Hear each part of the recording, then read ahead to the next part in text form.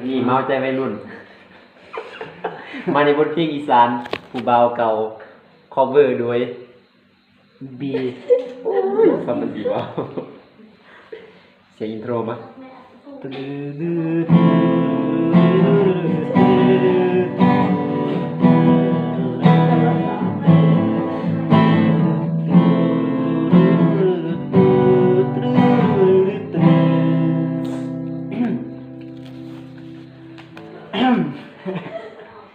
คิดว่าดีที่ตัดสินใจเลือกกับเจ้าในมือนั้นก่อนที่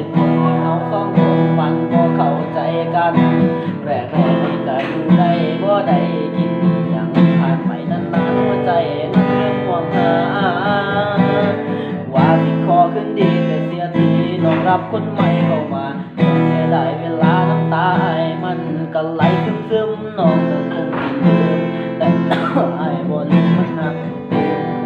ใจของอายต้องคบกันให้ยอมรับว่ามันเบื่อ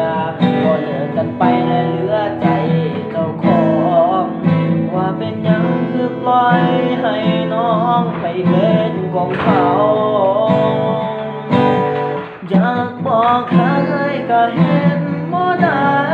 ยังคิดทอดอยากกอดก็ได้แต่คิดอยากเว้านักสักคำแต่อายก็บ่มีสิทธิ์มันติดที่ว่าเป็นผู้บ่าวเก่าอยากหอมแก้มก็ได้แต่แนบที่สายตา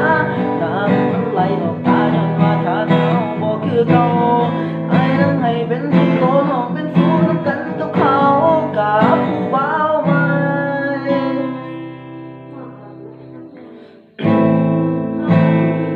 ภาษาคงเลยน้องก็มีผู้บ่าวใหม่อายก็เป็นผู้บ่าวเก่า